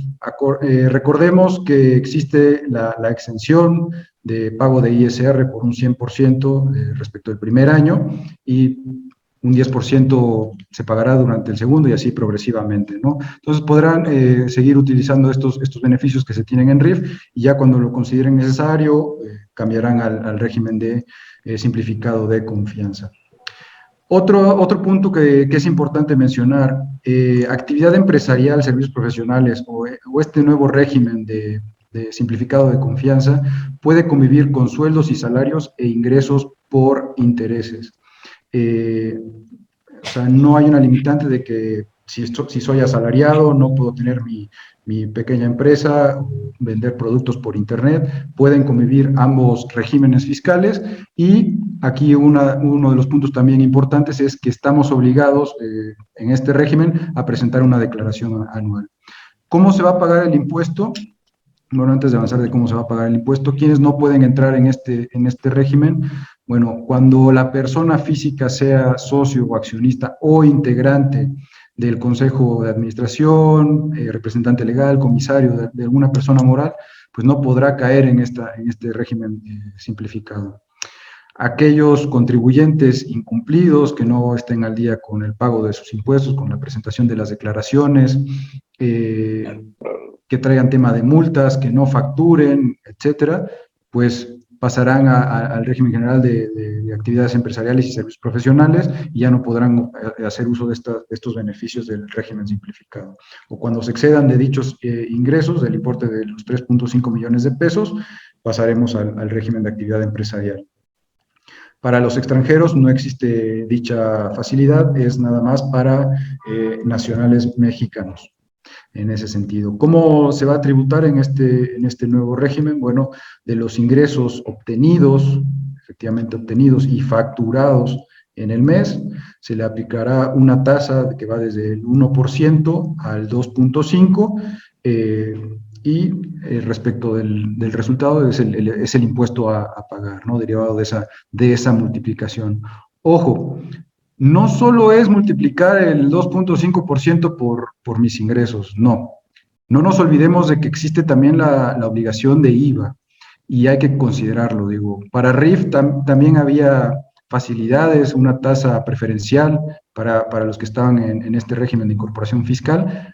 Para el régimen simplificado no habrá dichos beneficios de disminución de tasa en IVA y lo tendrán que presupuestar en su empresa, ¿no? En los precios que tengan, en lo que se cobre durante el mes. La tasa pues es el 16%. ¿Y qué implica? Que pues también tengo que facturar todos los gastos de la empresa para poder obtener un IVA acreditable en ese sentido. Otras de las obligaciones que tiene este régimen, no te exime de la obligación de llevar contabilidad, al contrario, tenemos que darle materialidad a nuestras actividades, a las que realicemos mes con mes, y en el caso de tener saldos a favor o deducciones pendientes, tendremos 6 meses para poderlas agotar o solicitar la devolución correspondiente. De misma forma, obtener y conservar los CFDIs de gastos y de las inversiones realizadas, repito, por el tema de IVA, y por ahí se puede dar el caso de que algún descuidado no facturó gastos y tiene empleados en su empresa, bueno, pues no va a poder determinar una utilidad fiscal real y tendrá que pagar la PTU respecto de lo que se facturó durante el ejercicio. Entonces es importantísimo tener gastos facturados que cumplan con los requisitos de deducciones que se mencionan en la ley y evitar estas posibles contingencias de pagar excesivamente PTU y demás, o caer en actos de simulación que pueda presumir la misma autoridad. Existe también la obligatoriedad de entregarle comprobantes fiscales a nuestros clientes y de emitir una factura global por las ventas a público en general. En este sentido tendrá que ser de forma mensual. Ojo con el tema de la discrepancia fiscal. Recordemos que se modifican los informes para el sistema financiero de forma mensual, ya no son anuales. Depósitos arriba de 15,000 pesos pues serán reportados, y si por ahí digo, bueno, pues me están depositando en una cuenta y luego en otra, ya la suma asciende a 16,000 pesos, se me olvida declararlos, bueno, aquí habrá un tema de omisión y de discrepancia fiscal, y pues podemos perder esta facilidad que nos da la autoridad. Pórtense bien, no hagan cosas malas, cosas buenas que parezcan malas, y bueno, no abusemos de este régimen. En el caso de las... ¿Querías comentar algo, Alex? Sí, solamente, si tuviésemos que emitir una consideración para efectos fiscales para el ejercicio 2022, ¿el régimen es totalmente viable? La conclusión es sí, ¿no? Personas físicas. Lo cierto es que todo trae un trasfondo, ¿sí? Adicionado al hecho de que no se exime de llevar el cumplimiento restricto de las obligaciones fiscales que establece la propia legislación fiscal, pues sobre la renta, ¿sí? La legislación de IVA, que no impacta, puesto que no hay una modificación al respecto, y tema de código fiscal, ¿no? El cumplimiento de la contabilidad al amparo del 28 del Código Fiscal. Luego, entonces, también piénsenle, si ya tienen un negocio echado a andar, como entrepreneurs, ¿sí? Emprendedores, pueden adoptar esta figura, sí, como una herramienta operativa mientras dure, porque sí me atrevo a decir que no sé cuánto tiempo dure este régimen simplificado de confianza, porque no hay manera de que el Estado salga con la recaudación con esas tasas impositivas, ¿sí? Ya veremos los resultados que arrojen las estadísticas, pero bueno, estaremos en ese veremos, ¿no? y obviamente pues, tendrán que validar su participación en cualquier otra entidad, puesto que si ya participan en alguna entidad, persona jurídica, llámese mercantil o sociedad civil, tendrán que salir de dicha entidad a través de los procedimientos correspondientes que las disposiciones establecen, protocolizar dicho acto ante fedatario y o corredor público, inscribirlo ante el registro público para que surta efectos contra terceros y que la entidad dé el aviso correspondiente a través del portal del SAT. La única manera en la que estén, puesto que una vez que señalan el RFC y se dieron los avisos, no obstante, los fedatarios dan los avisos también, la autoridad podrá identificar que formas parte de una entidad, por lo tanto, inmediatamente sacarte del régimen, y una vez que entras y sales, no hay manera en que vuelvas a entrar. Eso lo marca la reforma al Código Fiscal. Entras y por alguna razón sales, no hay manera de volver a entrar. En ese sentido, si eres incumplido, ya no puedes regresar a este régimen simplificado. Si en un ejercicio excedes de los 3.5 millones de pesos, puedes regresar al dicho régimen, pero tienes que ser un contribuyente súper cumplido. Y ojo, parte de las obligaciones implica que estos contribuyentes sean puntuales en la presentación de sus declaraciones y puntuales con los pagos correspondientes de los impuestos. No se olviden de IVA. Realmente se identifican muchas veces pérdidas en las empresas por no presupuestar el tema del IVA. No terminan considerando este impuesto y pueden sacrificar utilidades al respecto. Entonces, no se olviden de IVA, igual por operaciones con público en general, habrá que considerarlo. Digo, la tasa está chulísima, pero bueno, habrá que ser muy cumplidores los que caigan en este régimen, pero bueno. Adelante. Perdón, solo en este tenor de ideas, la famosa recaudación que tanto hemos venido hablando y que a final del día con facilidades y bajo un escenario atractivo implica este nuevo régimen de confianza, nada más el comentario de que por lo menos para este ejercicio se pretende incrementar la recaudación casi en un 13%, en un 12.59%, lo cual nos da un parámetro de hacia dónde va el cierre del sexenio y hacia dónde va el cierre de la política tributaria, por lo menos de este sexenio, ¿no? Entonces, si en este ejercicio se pretende incrementar la recaudación un 13%, pues creemos que este porcentaje definitivamente verá en aumento en los años siguientes. Y bueno, y estos nuevos esquemas siempre manejados de una manera atractiva y sujetos al cumplimiento que muy puntualmente nos acaba de señalar el contador Víctor, bueno, también es un ejemplo de cómo la autoridad busca captar contribuyentes, llevarlos a un cumplimiento y después quizá puede ser, como también lo comentaba Alejandro, ir reduciendo estos parámetros y estas circunstancias o bien cambiar el régimen, tal cual como ha pasado actualmente con empresas certificadas en materia de comercio exterior, que también fue un régimen muy atractivo, que se pensaba que reconocía a los contribuyentes cumplidos para dar facilidades, pero sin embargo la autoridad hoy por hoy aún esos contribuyentes cumplidos les está quitando facilidades bajo el régimen de empresas certificadas en materia de comercio exterior. Entonces, como bien lo comentan, valorar si es una opción adecuada, aprovechar el régimen si corresponde a su actividad y a su esquema de tributación y a sus ingresos, pero también ser muy cuidadosos o estar preparados para eventuales cambios súbitos que puede haber en estas facilidades. Es correcto. El cambio al régimen, de régimen simplificado a régimen de actividad empresarial y servicios profesionales puede implicar un costo tributario impagable para este tipo de contribuyentes, ¿no? De un 2.5% que vendríamos pagando en este régimen simplificado, podríamos llegar a pagar hasta un 20% de ISR.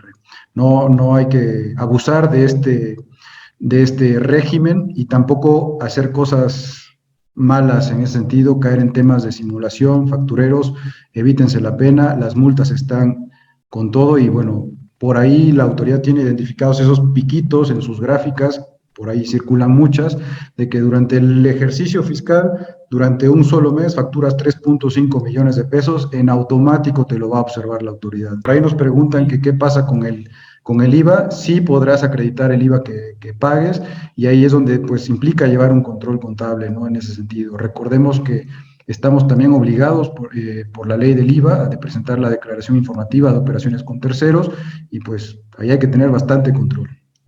Podemos acreditar IVA pagado. Digo, IVA no cambia en la determinación. Acuérdense, evitemos una mala práctica que es muy habitual.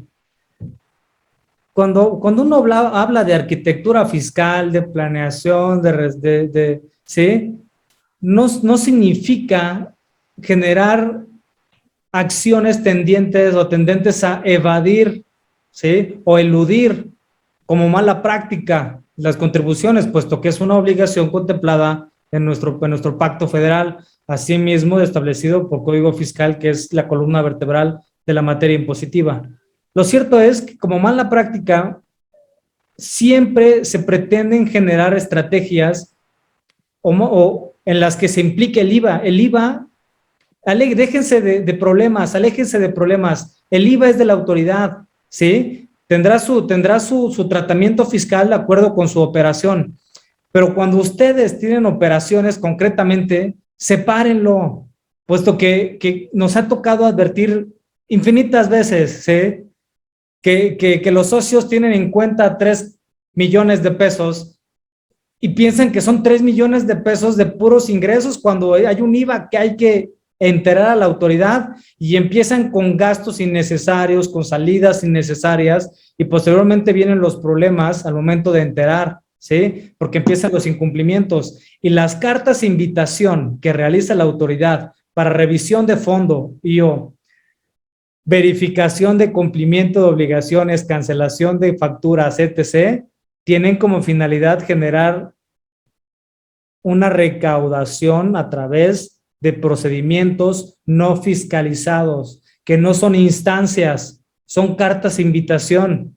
No son instancias, pero generan tal efecto en los contribuyentes que terminan dando cumplimiento a algo que posiblemente hubiera tenido una solución a través de buenas prácticas corporativas. O sea, aléjense de planeaciones fiscales agresivas, ¿sí? Porque también tenemos otro elemento que son lo que son los esquemas reportables, ¿no? Cuando tienen ciertos umbrales. Entonces, aléjense de eso si no están, o sea, si no es su rubro, ¿sí?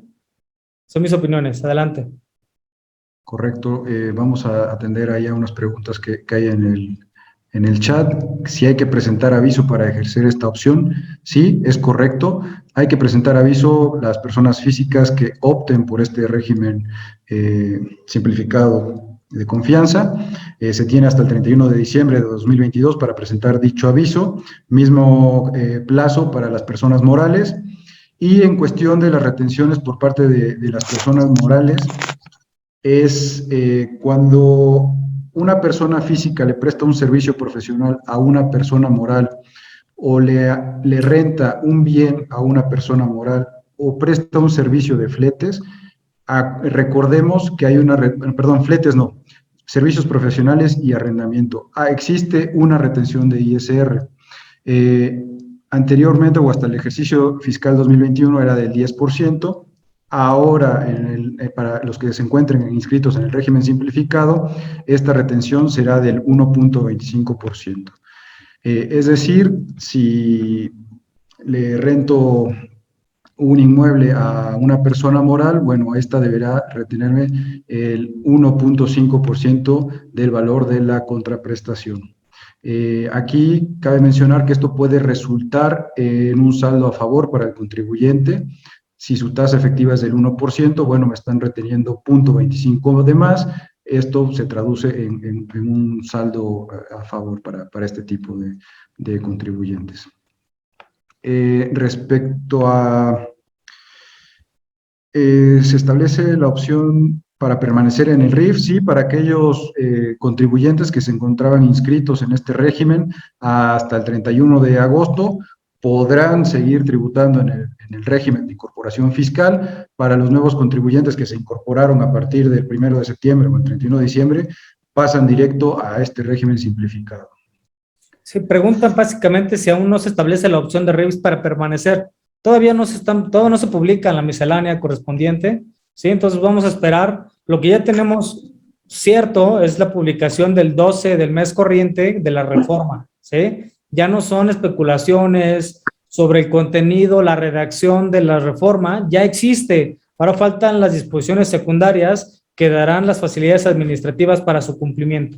Eso todavía no existe, salvo la última, la miscelánea que se publicó, ¿no? La anticipada, que únicamente hablaba prácticamente sobre la inscripción a RFC, ¿no? Actualización de actividades en ese sentido, pero sí van a seguir con esa facilidad para los que se continúen con el RIF, ¿no? Y muy probablemente, lo mencionábamos al inicio, emitan reglas a través de resolución miscelánea para no presentar RIOT y contabilidad electrónica para estos regímenes fiscales simplificados.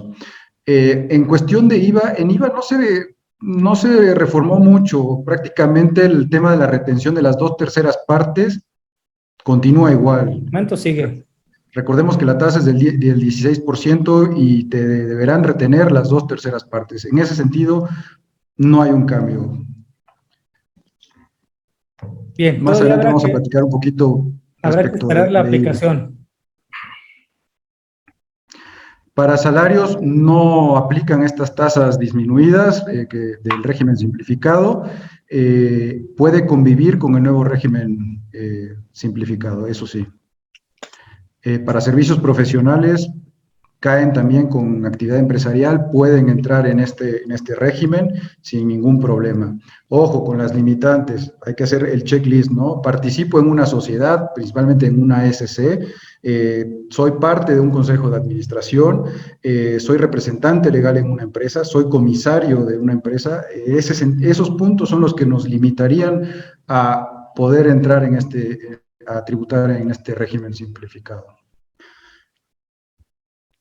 Hecho, pues continuamos. Sí, a quienes igual ya lo mencionamos. Aquí vienen las tablas mensuales. Como se observa, la tasa va del 1% hasta un 2.5%, hasta 3.500.000 pesos. Digo, chulada de tasas. Ojalá personas morales y contribuyentes cumplidores tengamos también una reducción de este tipo en un futuro, ¿no? Para tabla de tarifas anual, bueno, mismo sentido, la tasa va del 1% hasta un 2.5%. En el momento en el que se exceda, bueno, pasaremos al régimen que nos corresponda. La autoridad puede hacer la actualización también de estas actividades inscritas en el RFC y cambiarte de régimen simplificado a arrendamiento, a servicios profesionales o actividad empresarial. Ahí sí está facultada para actualizar dichas actualizaciones en el RFC. Exacto, es una reforma a código fiscal. La autoridad fiscal puede modificar de acuerdo a tus operaciones, obviamente de la información que obtiene de lo que emites a través de CFDIs, de la información de contabilidad electrónica para actualizar tus operaciones. Y esto pues da lugar a mucha incertidumbre, ¿no, Yul?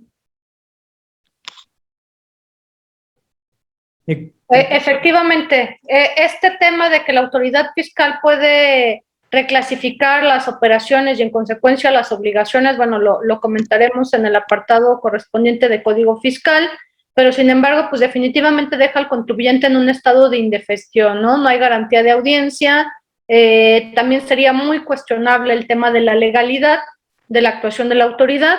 Y bueno, insistir al comentario que evidentemente las reformas y la administración tributaria va enfocada a una administración tributaria que no se enfoca al principio de buena fe, sino que se enfoca a ejercicio de facultades de comprobación, lo cual per se es contrario al principio de buena fe de los contribuyentes, y aumentar la base y en consecuencia la recaudación, ¿no? Lejos de tener, como ya se comentaba, una administración tributaria eficaz que consagre el principio de buena fe y la autodeterminación de los impuestos, bueno, pues la autoridad con esto está de alguna manera yendo hacia el sentido contrario de estos principios.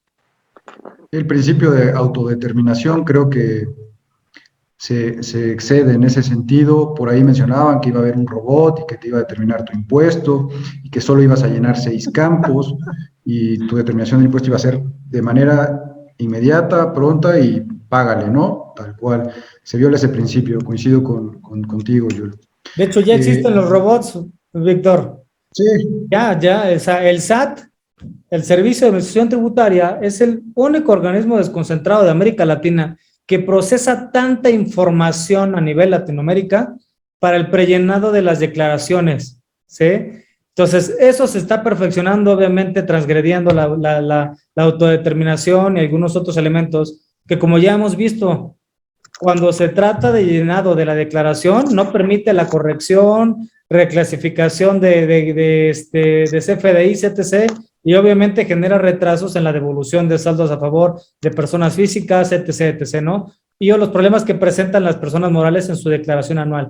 Entonces, poco a poco en la implementación les garantizamos que habrá errores, ¿no? Pero para ello, pues, los asesores pues, siempre deben de estar de la mano de ustedes, ¿sí? Para poder enfrentar o tomar una decisión asertiva. Ahora, nuestra recomendación, Víctor. Pues ahora sí que nos pusimos a estudiarle bastante con varios casos. Cada contribuyente es un caso, es un mundo distinto, es un caso específico. La recomendación sí es revisen su situación financiera con el contador, su situación fiscal, si es conveniente o no. Principalmente para aquellos contribuyentes que se dedican a la prestación de servicios profesionales, nos conviene completamente tributar en este nuevo régimen simplificado de confianza. ¿Por qué? Pues ahora sí que nos evitamos la pena de estar gastando excesivamente y nada más tener un costo tributario del 2.5% máximo en ese sentido, mientras no se abuse del régimen. Arrendamiento también, si ya traigo varios años con temas con actividades de arrendamiento, probablemente me convenga en ese sentido el nuevo régimen simplificado. Recordemos que hay una deducción ciega para este régimen de uso o goce temporal de bienes en ISR. Bueno, preferible pagar una tasa del 2.5% en ese sentido. Wow. Para actividad empresarial sí se complica un poco esta situación, de acuerdo al umbral que tenemos de 3.5 millones de pesos. Si traes un margen de utilidad inferior al 14%, no te conviene estar en el régimen simplificado, ya que tu tasa impositiva puede ser todavía inferior en ese sentido, por los 3.5 millones de pesos. En ese sentido, pues sí, la recomendación es revisar esta situación, hacer los estudios necesarios de cada contribuyente, pero de que es recomendable para servicios profesionales y arrendamiento principalmente, lo es. Evitamos gastos innecesarios y excesivos. Tema de deducciones personales, sí se siguen considerando. Por ahí recordemos que hay límites para las deducciones personales respecto de las utilidades generadas por el contribuyente. Entonces ahí pues también se tendrá que realizar dicho ejercicio. Bien, ojo con el análisis. Si son inversionistas y forman parte de alguna empresa y quieren colocarse bajo el régimen de simplificado por arrendamiento, porque tienen inversiones en sector inmobiliario, habrá un impedimento para realizarlo, ¿sí? Entonces, analicen, porque en esos casos tenemos la deducción ciega, ¿no, Víctor? Correcto, sí, en cuestión de arrendamiento contamos con la deducción ciega. Si apenas adquiero un inmueble y le voy a hacer modificaciones, gastos de instalación, etcétera, y considero que no le voy a ganar nada en este ejercicio, pues sí, lo más recomendable es que caigas en el régimen de arrendamiento, no pases directamente al régimen simplificado. Pero si ya no le vas a hacer modificaciones o no va mayor a haber inversión gasto al inmueble, es innecesario gastar, ¿no? Pago el 2.5 correspondiente, si hay tema de IVA, pues lo presupuesto y se lo traslado a mis clientes, ¿no? En ese sentido, recordemos que el IVA es un impuesto indirecto, no afecta a nuestras utilidades, por eso la importancia de tenerlo identificado en nuestra empresa. hecho. Bien. Tenemos dos apartados más que son para consideraciones netamente manifestadas. puesto que tenemos un capítulo especial para consideraciones sobre reformas Código Fiscal, que es lo más amplio por lo que hace las facultades de las autoridades fiscales. Sin embargo, vamos a platicar sobre esto y sobre el tema de consideraciones a IVA, que fueron relevantes de cierta forma porque trae beneficios a dos grandes rubros, ¿no? Y un tema de acreditamiento para IVA en tema de comercio exterior. Entonces, cedemos uso de la voz. Yul, ¿qué nos trajo la reforma al Código Fiscal? Bueno, la reforma al Código Fiscal yo la enmarcaría antes de cualquier comentario en particular sobre lo que hemos venido ya apuntando. El Código Fiscal de la Federación como la norma adjetiva por excelencia en materia tributaria, bueno, pues indudablemente va hacia ¿dónde? Hacia fortalecer las facultades con que cuenta la autoridad fiscal, a fortalecer lo que hemos venido señalando, actos de comprobación. ¿Para qué? Para aumentar la recaudación y sobre todo desincentivar lo que para la autoridad fiscal están siendo esquemas abusivos, esquemas que van en contra de la recaudación. De esta manera yo empezaría señalando de manera muy breve y muy general. Creo que el detalle está en el impuesto sobre la renta, no demeritando la reforma bastante amplia en el Código Fiscal, pero son normas muy puntuales y creo que las podemos sintetizar. En materia de fusión y escisión de sociedades, yo también remarcaría, creo que prácticamente todo ya ha estado sobre la mesa, dos aspectos fundamentales: asambleas generales, los elementos que deriven de asambleas generales, ya lo platicaba el maestro César Alejandro al inicio de la plática, la información corporativa va a ser un material sumamente importante, ya sea a favor del contribuyente o bien una herramienta que utilizarán las autoridades fiscales para comprobar y reclasificar operaciones. En este tema también de fusión de sociedades, volvemos al tema de razón de negocios. Si la autoridad considera que no hay razón de negocios, determinará el impuesto. Esto es, en el caso de fusión y escisión de sociedades, no nos ubicaremos en la excepción correspondiente. Nuevamente, razón de negocio, un elemento fundamental en materia fiscal que a lo mejor antes no se tenía tan en cuenta. Hoy por hoy no es un elemento nuevo, es un elemento que ya viene de ejercicios anteriores, pero se fortalece y tiene más presencia. Como lo comentábamos, es importante revisar que toda operación que vaya a tener un efecto fiscal esté debidamente sustentado en la razón de negocios. Este tema estos puntos por lo que hace la fusión y escisión de sociedades, y bueno, también en el concepto de regalías, yo destacaría la ampliación de la definición para efectos de incluir el derecho a la imagen, nuevamente más recaudación, porque yo lo destacaría apuntado hacia youtubers, el uso de la imagen, Instagram, Facebook Live, todos estos usos nuevos o de alguna manera novedosos de estas redes, por lo que es muy común que se ceda el uso de la imagen, bueno, pues una regalía que desde luego va enfocada a la recaudación, un elemento más que integrará la base gravable de los contribuyentes. Entonces, ojo con estas herramientas y el uso de la imagen. Compensación de saldos a favor, ¿no? Nuevamente, corregir la situación fiscal, nuevamente contribuyentes en orden. ¿Qué quiere la autoridad fiscal? Limpiar sus bases, que los contribuyentes estén lo más que se puede en orden, tenerlos en el radar, tenerlos en sus bases para explotar esta información. Entonces, se está reconociendo, por un lado, nos niegan la compensación universal y ahora nos dice, bueno, si te vas a corregir, pues sí compensa, ¿no? Con las formalidades que se den, pero ¿hacia dónde va esto? Hacia lo que les digo, les comento, tener las bases de los contribuyentes de alguna manera limpias, fomentar el cumplimiento tributario para evitar que los contribuyentes estén en falta, pero esto, además del efecto inmediato en la recaudación, poder tener una explotación más amplia y con menos errores para que los algoritmos puedan jalar más información. Responsabilidad solidaria, también, ojo aquí, se amplía en la transmisión de activos, se amplía una responsabilidad solidaria, ¿no?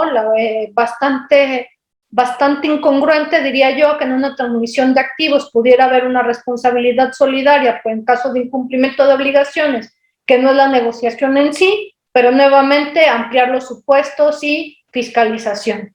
Fiscalización, de alguna manera terrorismo fiscal, e incrementar las facultades de comprobación de las autoridades fiscales. Mover la base, mover la inscripción al RFC, también nuevamente facultades de comprobación, con lo cual los contribuyentes se encuentran en una incertidumbre jurídica, como ya lo comentábamos, en otros supuestos, ¿no? Plazos para conservar la contabilidad, ojo, es muy común que la gente tenga muy ya en la cultura popular el conservar la contabilidad por 5 años. Aquí se establece que para operaciones en el extranjero la contabilidad deberá de conservarse durante 6 años, pero también recomendación, tema penal, tema de lavados de dinero, tema de auditoría WIF, 10 años para contabilidad. Entonces hay que cuidar mucho estos aspectos y contabilidad en el sentido amplio, como lo comentábamos al principio de la clase, ¿no? de la plática, más que de la clase. Esta plática, la costumbre de clase. No omitiría añadir nada más que Código de Comercio establece que la documentación relacionada con el negocio tiene que conservarse por un plazo de 10 años, ¿sí? Entonces, los plazos pues ya quedó bien determinado, ¿no? 5 años y uno dice, ya la puedo deshacer, ya. Lo cierto es que ahora hay herramientas tecnológicas para mantener la información digitalizada e implementar pruebas periciales que permitan determinar que la misma ha sido almacenada y permanece inalterada desde la fecha de su generación hasta el momento de su presentación ante una autoridad para acreditar. Entonces, utilicemos la tecnología, puesto que ya no es necesario conservar el papel completamente, ¿no? Entonces, son 5, 10 años, 6 años, no importa. Las mejores prácticas conllevan a mantener cumplimiento del expediente operativo hasta por un plazo de 10 años. Exacto, tener muy en claro que no basta con que lo tengo 5 años, se tira. Hay que conocer nuestras actividades, nuestro riesgo, el compliance, como se comentaba, contar con la asesoría debida tanto de abogados como de contadores que trabajen de una manera integral. También otro comentario en este tenor del Código Fiscal, bueno, se hacen las adecuaciones para quitar la palabra que no está hoy muy permitida, hoy por hoy, el tema de la condonación, ¿no? Se sustituye el tema de condonar multas en el tema de acuerdos conclusivos, así como en el de concursos mercantiles. Ya no vamos a hablar de condonación, sino de caso de reducción. En el caso de acuerdos conclusivos, en el caso de concursos mercantiles, se elimina la opción de condonación, ¿no? Otro tema, defraudación fiscal, es un tema muy explorado también, que sigue tratando de explotar mucho la autoridad. Se agrega los temas de anticorrupción, esto también muy de acuerdo con el capítulo ad hoc que se incluyó en el tratado, en el TEMEC, en el tratado Estados Unidos-Canadá. La simulación de actos, la autoridad puede presuponer la simulación de actos, nuevamente un ejercicio muy amplio de las facultades discrecionales con que cuentan las autoridades fiscales, con los riesgos y los abusos que ya hemos comentado, ¿no? Básicamente en estos puntos yo cerraría los apartados a destacar de esta amplia reforma al Código Fiscal de la Federación. No sé si el maestro César Alejandro quisiera abundar algún punto. Miren, pues prácticamente, por lo que hace a reformas, Código Fiscal, podemos enunciar 32, todo orientado a elevar el nivel de fiscalización y del ejercicio de facultades por parte de las autoridades tributarias, desde ampliar supuestos para cancelar certificados de sello digital, desde la imposibilidad para poder tramitar la firma electrónica avanzada o posiblemente pues, renovarla si es que esta ya venció, ¿sí? Desde la suspensión de lo que son los certificados, un procedimiento especial para poder hacer aclaraciones, ¿sí? Y el ejercicio de facultades de comprobación. Entonces, la autoridad, al momento de que hace este match en la información y está pretendiendo juntar información con 3 nuevos sujetos que son los fiduciarios, entidades financieras, son... Benefactor controlador, sí, ¿no? bueno, instituciones financieras, fiduciarias, fideicomitentes o fideicomisarios, ¿no? ¿Por qué? Porque a través de los reportes de estos nuevos sujetos visitados, posiblemente visitados conforme al 49, fracción primera y sexta de Código Fiscal, se establece y se amplía la posibilidad de que la autoridad tributaria haga estas conciliaciones entre la información presentada, la información con la que cuenta y la información reportada por el sector financiero, puesto que el sector financiero ya, o sea, no nada más se integra, ¿sí? Por parte de lo que conforma Banco de México, lo que son instituciones financieras, etc., etc., ¿no? Sino que también se ayuda de toda la información que pueda determinar la correcta base para el cálculo de contribuciones de los contribuyentes y dar entrada al ejercicio de facultades de comprobación, ¿no? Cuidando sobre todo, como recomendación, hagan un análisis de todas sus operaciones por ejercicio, ¿sí? Y determinen cuál es su nivel de riesgo de acuerdo a los umbrales de calificación de delitos de defraudación fiscal, puesto que hay diversos niveles. Entonces, conforme ustedes vayan haciendo un análisis de su nivel de riesgo, su matriz de riesgo, ustedes van a poder advertir el nivel de necesidad de mitigación y resolución de riesgos, ¿no? Ya sea a través de la conformación de una estructura bien implementada de actos que realmente se hicieron pero que no fueron soportados, o bien en la búsqueda de un procedimiento conciliatorio a través de la Procuraduría de la Defensa del Contribuyente. Todos estos cambios que enunciamos en Código Fiscal son tan amplios, pero son tan técnicos y a la vez también son adiciones que estaban contemplados en miscelánea y que ahora se señalan directamente en la norma fiscal para hacerlos ley, ¿sí? Entonces, pues vemos a un fisco como tendiente a actualizarse, pero también sobrepasando sus atribuciones, ¿sí? Y que pueden llegar a colocar a los contribuyentes. No queremos hablarles de estos temas porque no es la materia ni la forma en cómo se deben abordar los temas fiscales con miedo. Los temas fiscales se abordan desde un elemento de responsabilidad social y como ciudadanos y o extranjeros obligados a contribuir, puesto que todos estamos obligados. Las contingencias, cada uno se las genera, ¿sí? Lo cierto es que todo tiene solución o tiene manera de obtener una solución. Por lo tanto, es importante que nos pongamos manos en marcha para resolver esas contingencias que tienen presentes, porque las facultades, la posibilidad de que la autoridad fiscal pueda cambiar tus actividades o que pueda para efectos fiscales, ¿sí? Negar la existencia de cualquier acto jurídico tendiente a comprobar alguna situación que dio efecto, pues bueno, ¿qué les digo? Lo vamos a ver en demasía, como se dio a través de IAS en su momento, en etapa de COVID. No saben el número de procedimientos que inició la autoridad tributaria en acompañamiento con la unidad de inteligencia para poder requerir el pago de las contribuciones omitidas, no obstante, hubo una compensación, ¿sí? O sea, quienes retenían no pagaban porque tenían saldos a favor. Entonces a la autoridad no le importaba por qué no pagaron. No me pagaron, ahora tú me pagas, ¿sí? Y empezaba a generar contingencias enormes en los contribuyentes y que tienen derecho a reclamar en la vía de regreso y en la vía civil en contra de las entidades que no entregaron las contribuciones correspondientes. Entonces, ¿yo qué puedo concluir de la reforma al Código Fiscal? Ojo con las facultades de las autoridades. Lo demás es operativo.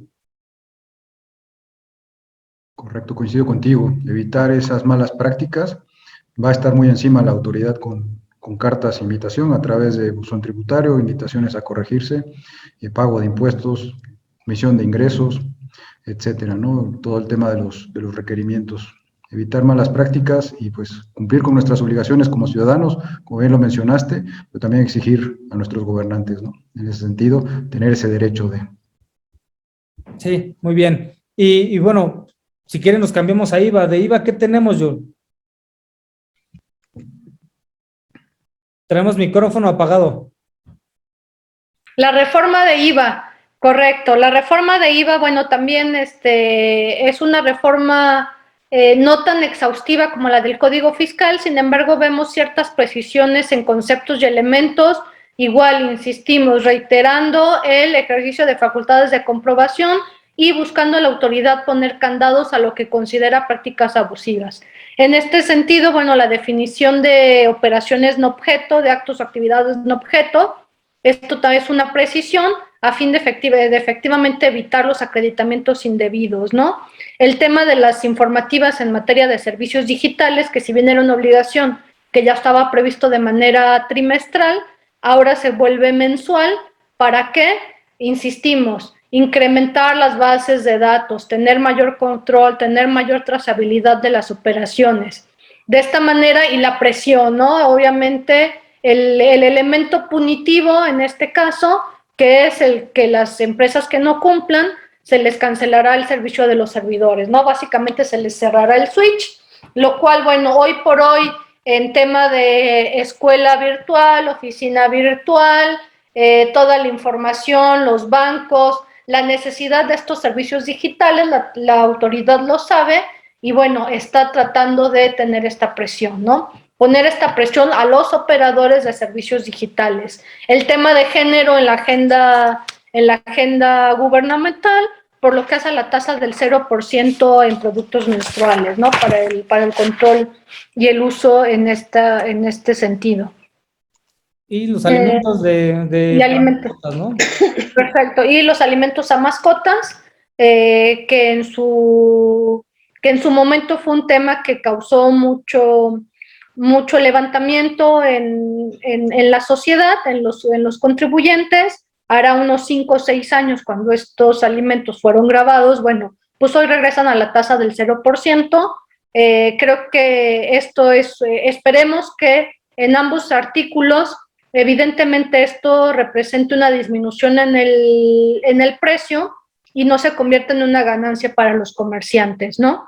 Pero bueno, se aplaude la tasa del 0% en estos dos artículos y yo en eso redondearía lo que es la reforma en IVA. Totalmente de acuerdo, creo que muy acertada, fue disminuida, ¿no? Y se aplauden dos elementos trascendentales, ¿no? Uno para las organizaciones de la sociedad civil y para las personas que tenemos mascotas, ¿no? Que se benefician con esa tasa cero, y otro que en el tema de género, la inclusión de estos menesteres para en apoyo de las mujeres, ¿no? En lo que es el tratamiento de IVA. Por este lado, pues creo que concluiríamos el tema de la plática, de esta charla sobre consideraciones o tips para 2021, qué deben de hacer, qué deben de poner, en dónde deben de poner el especial atención en estos cumplimientos. Y para 2022, bueno, pues validar si en efecto nos conviene estar o no en alguno de los regímenes que se acaban de generar, ¿no? Tomando en cuenta todas las previsiones que las disposiciones legales establecen y faltan las disposiciones secundarias de miscelánea. Para tema de código fiscal, facultades de comprobación, viene fuerte, pero no significa que no sea posible cumplimentar o acreditar. Todo en el buen proceder es posible acreditarse, ¿no? Entonces, es un cumplimiento que tiene que hacerse a nivel cultural, al interior de las entidades, que una vez que se implementa, se arraiga, el cumplimiento es automático. Lo incorrecto es no hacerlo o no pretender implementarlo, porque es lo único que genera son contingencias de naturaleza fiscal, y en épocas actuales lo fiscal invade cualquier escenario de la vida particular, al grado de que desconozcan los efectos jurídicos para efectos fiscales, ¿no? Entonces, mucho ojo con esos puntos. Para tema de IVA, ya lo tenemos. En concreto, no vamos a abordar tema IEPS, ni tampoco vamos a abordar tema ISAN, puesto que son motivo de una plática muy específica, ¿sí? Porque ya sabemos que IEPS se enfoca en bebidas alcohólicas, tema combustibles, ¿no? Y el ISAN, el momento de la reforma para la acumulación de artículos que se añaden a los vehículos como precio de venta al destinatario final, pero son casos aplicables para otra sesión. Entonces, si tienen alguna duda o comentario, estamos abiertos para poder atenderlas. Prácticamente tenemos 10 minutos. Adelante, Yul. Nada más en este tema, que si bien, como lo comenta, sería materia de otra plática, nada más cerraría otro tema que está en la agenda gubernamental hoy por hoy. También viene de ejercicios anteriores, un control excesivo en materia de hidrocarburos, tanto en IEPS como en código, el tema de delitos enfocados al contrabando en materia de hidrocarburos, mayor control en hidrocarburos. ¿Esto porque en la agenda del gobierno el huachicol sigue este tema muy fuerte? Y también enfocado insistimos, facultades de comprobación, ahogar al sector. ¿Por qué? Para regresar al monopolio estatal. La reforma energética también un gran tema en la agenda nacional. Entonces, solo en materia fiscal destacaría hidrocarburos sigue siendo un foco rojo para el gobierno y desde luego la materia fiscal abona en el control que el gobierno quiere tener en materia de hidrocarburos. Muy bien, gracias, Yul. Víctor. Igual, mi recomendación, tener bien integrado el expediente contable, hacer ese match, ese cruce de información, tenerla al día, actualizada, cumplir con nuestras obligaciones como contribuyentes. Si por ahí quedó alguna duda de lo platicado el día de hoy, con gusto atenderemos sus dudas a través de los medios de contacto que se presentan en pantalla, y pues quedo a la disposición y agradecimiento por su asistencia el día de hoy. Excelente. Solo me queda concluir. A toda decisión vale la pena un análisis legal, un análisis contable, impositivo y financiero. De esta manera podemos advertir los 3 puntos de vista de todos los actos que realiza una entidad, llámese persona moral o persona física con alguna actividad empresarial o profesional. Esto es como parte de la implementación de buenas prácticas, entonces queda en su cancha, ¿sí? Poder tomar estas consideraciones para el cierre del ejercicio fiscal 2021 próximo ya a concluir. Gracias a Dios, espero que todos cuenten con salud y sus familias igual, y pues estaremos atentos a cualquier duda, comentario que surja. Y pues bueno, si no tienen alguna otra pregunta, ¿compartiremos lámina? Claro que sí, con todo gusto, la hacemos llegar a través de los correos registrados y o por conducto de la Academia de Derecho de la Facultad de Empresariales de la Universidad Panamericana. Bien, pues gracias por su tiempo. Agradecemos su asistencia y que estén muy bien. Cuídense. Hasta luego.